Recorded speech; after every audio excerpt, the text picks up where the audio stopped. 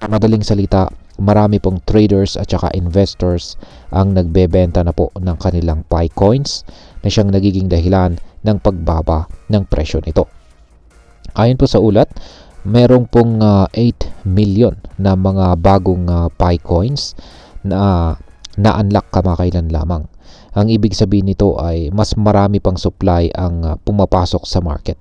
Dahil po sa basic economic principle ng supply at demand, kapag masyado pong maraming supply at kaunti ang demand, bumababa po ang presyo.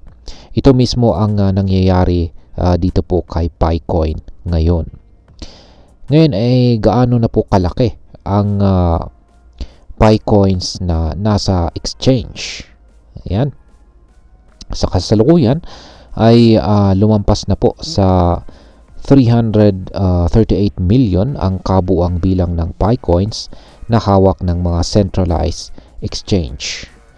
Dahil dito ay marami pong investors ang nag-aalala na baka patuloy pang bumagsak ang presyo nito kung magpapatuloy po ang mass sell-off. Yan.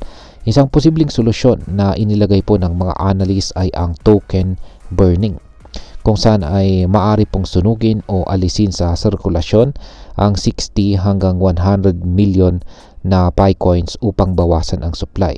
Sa ganitong paraan ay posible pong ma-stabilize ang presyo ng Picoin at mabawasan ang selling pressure.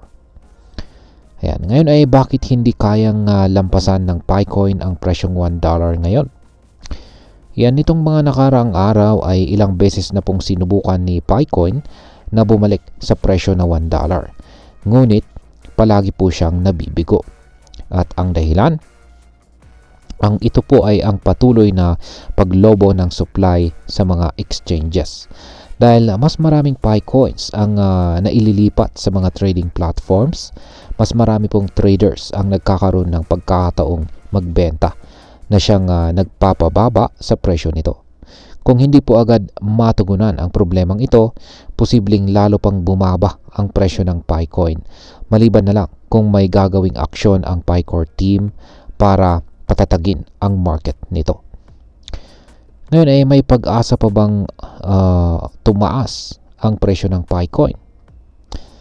Ayon po sa mga market analysts ay hindi pa rin nawawala ang pag-asa para kay Picoin.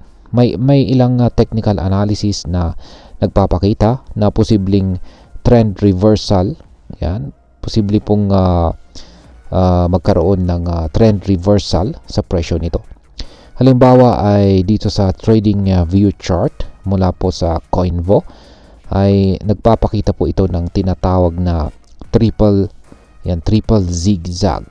Yan, triple zigzag formation na indikasyon ng isang potensyal na pag-angat ng presyo sa mga susunod na linggo.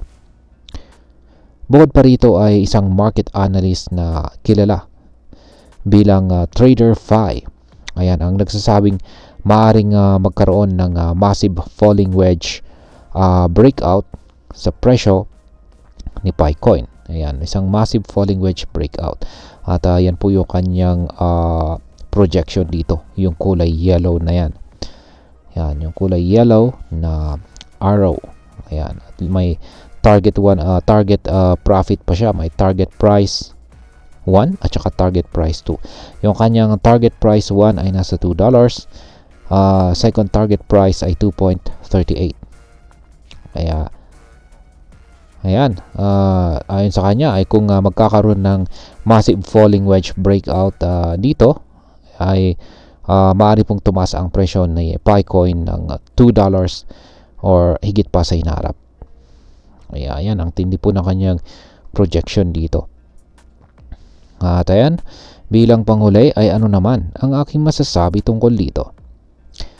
Mahalaga pong pag-aralan natin ang kasalukuyang market conditions bago po tayo magdesisyon kung tayo ay bibili, mag-hold o magbebenta ng Picoin. Dahil po sa patuloy na volatility, maaring maging mapanganib po ang pagpasok sa market ngayon kung hindi po natin nauunawaan ang mga risk factors. Kung isa ka pong long-term investor at naniniwala ka po sa potensyal ng Picoin, maaring hindi po ito ang tamang panahon para magbenta, lalo na kung may posibilidad pa itong tumaas sa hinaharap.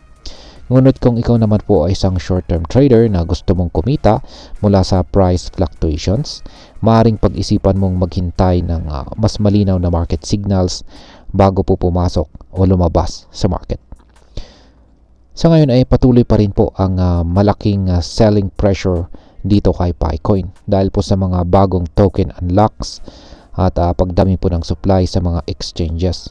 Ngunit ayon po sa mga analyst, may posibilidad pa rin itong mag-rally pataas kung maisasagawa ang tamang mga hakbang gaya po ng token burning o iba pang mga market interventions.